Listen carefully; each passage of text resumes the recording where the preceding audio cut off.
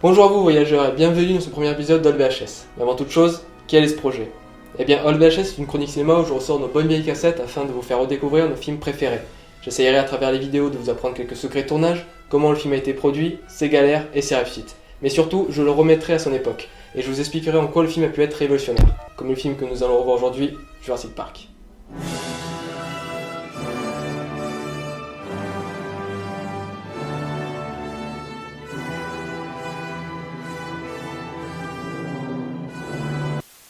Sorti en salle en 1993, Jurassic Park est un film réalisé par Steven Spielberg et produit par Universal Pictures.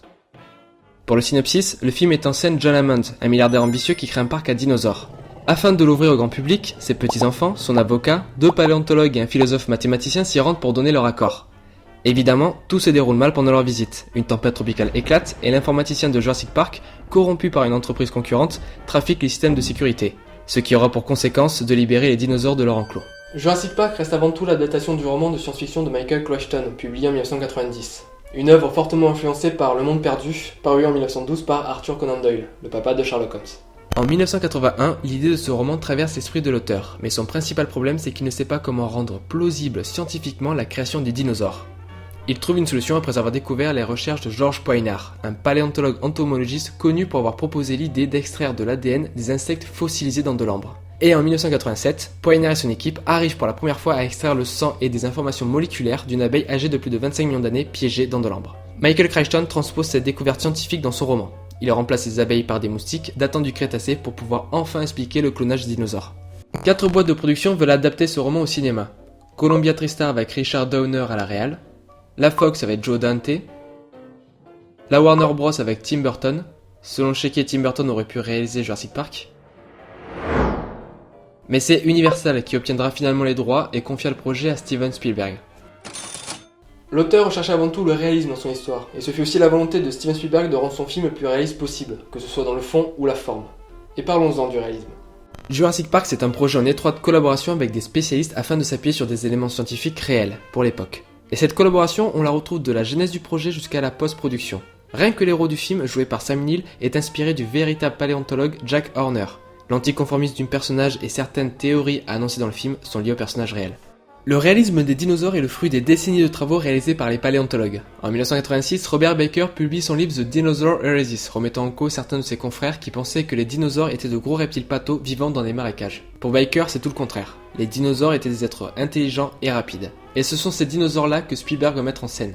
Il y a à la poubelle toutes les théories sur ces animaux à sang froid. Elles sont toutes fausses, on le voit bien là.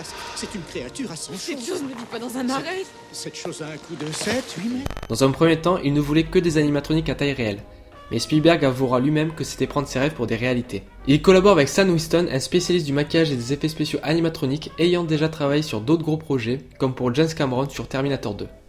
Winston et son équipe chargée des animatroniques ont travaillé en étroite collaboration avec le paléontologue Robert Baker, qui leur donna beaucoup d'informations sur les caractéristiques physiques des dinosaures. Ils ont énormément travaillé sur la morphologie, le déplacement et la texture des animatroniques pour qu'ils se rapprochent au maximum des dinosaures, ou qu'ils se rapprochent le plus possible des dernières conclusions scientifiques de l'époque.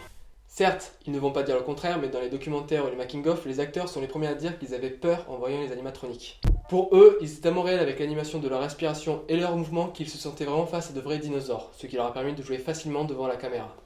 De plus, pour l'époque, le casting n'était pas constitué de superstars. Spielberg voulait des acteurs naturels afin que le spectateur s'identifie au mieux aux personnages et qu'il découvre avec eux le parc. Mais ça n'a pas empêché la prod d'approcher Sean Connery pour qu'il joue le personnage de John Hammond. Et comme pour le rôle de Gandalf, 8 ans plus tard, il refusa. Et ces maquettes ultra réalistes ne le seraient pas sans le sound design de Jurassic Park. Ne connaissant pas les cris des dinosaures car leurs cordes vocales ne se fossilisent pas, mais voulant toujours garder cette optique réaliste, Gary Ristrom, ingé son et mixeur principal du film, a mélangé plusieurs cris d'animaux existants. Le lion, le crocodile et l'éléphanto pour le T-Rex, le dauphin et le morse pour le vélociraptor.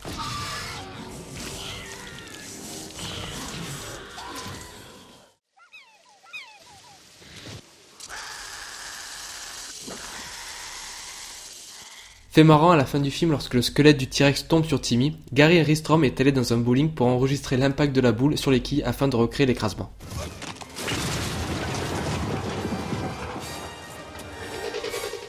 Une des principales volontés de la productrice Kathleen Kennedy était de tourner dans des décors naturels, car je cite, il y a une énergie palpable émanant de la jungle. Mais avec des animatroniques pesant plus de 4 tonnes et assez fragiles, il était plus approprié de tourner en studio.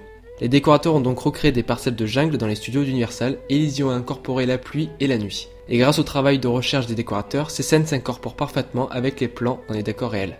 Ce sont les décors qui venaient aux maquettes et non le contraire. La scène où le T-Rex sort de son enclos en est un parfait exemple. Filmer de nuit et sous la pluie n'est pas un hasard. Bien entendu, ça rajoute un effet dramatique et horrifique, mais voir une maquette dans une ambiance nocturne et sous la pluie cache des imperfections et rend plus réaliste la chose. Mais cette scène a posé un problème. La maquette n'était pas faite pour résister à l'eau, la texture l'absorbait et les marionnettistes qui contrôlaient T-Rex avec une télécommande maquette devaient faire appel à des techniciens pour sécher la maquette afin de l'alléger et avoir un meilleur contrôle dessus.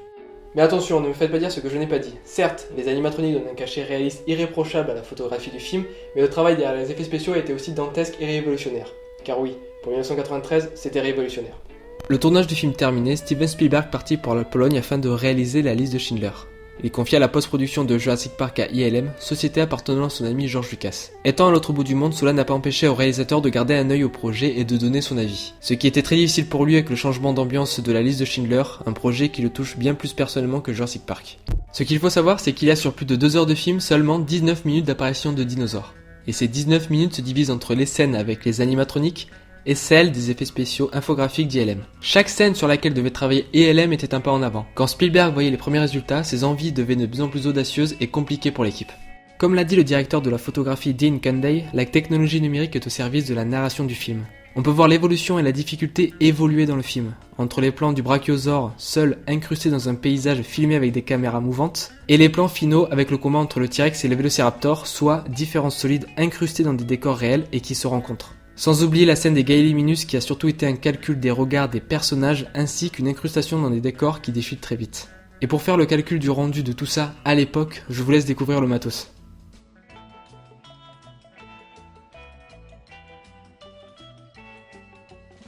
L'équipe de post-prod se réfère à la nature et de ses animaux pour les mouvements et les sons. Et après avoir vu les premiers résultats, Spielberg a demandé davantage. Il voulait que les dinosaures jouent comme des acteurs. L'équipe de post-production a dû suivre des cours pour appréhender leur propre corps, et lors de l'animation, les mouvements et les regards sont en partie humains afin d'avoir des animations naturelles et réalistes. Mais ce travail ne remettait pas en cause la collaboration avec les paléontologues qui ont aidé les maquettistes et les animateurs pour qu'ils connaissent comment les dinosaures marchaient, comment ils couraient. Avec ce travail sur soi, c'était une recherche complémentaire pour intégrer parfaitement leur animation dans des décors réels et comment ils réagiraient dans ces décors. Tout comme les animatroniques des Vélociraptors qui étaient en fait une combinaison entre des maquettes et des costumes où les marionnettistes s'y glissaient pour jouer. Je pourrais vous parler pendant des heures des effets spéciaux et des animatroniques de Jurassic Park avec toute la documentation qu'il y a sur ce sujet. Les documentaires et les making-of proposés dans les DVD sont une vraie mine d'or. Vous apprendrez par exemple que pour réaliser la scène de l'arrivée du T-Rex, il a fallu jouer une note précise à la guitare sous le verre pour créer des ondes bien centrées. Vous apprendrez aussi que pour la suite de cette scène, tout avait été réalisé en stop motion afin de mieux prévoir le montage entre les plans des effets spéciaux et ceux de l'animatronique. Tout comme pour la scène des Vélociraptors dans la cuisine qui a aussi été réalisée en stop motion et avec des poupées Barbie et Ken pour remplacer les enfants. À sa sortie, Jurassic Park est devenu le plus gros succès au box-office de tous les temps et avec sa ressortie en 3D en 2013 pour fêter ses 20 ans, il est aujourd'hui, à l'heure où je vous parle et avant la sortie de Star Wars 7, le 19e plus gros succès de tous les temps. Sa popularité a fait de ce film un emblème dans la pop culture, au point où des centaines d'œuvres y font référence, dont Jurassic World, sa suite reboot qui n'est qu'un condensé d'easter eggs. Ce premier épisode de la VHS touche à sa fin, j'espère que cela vous aura plu, chers voyageurs.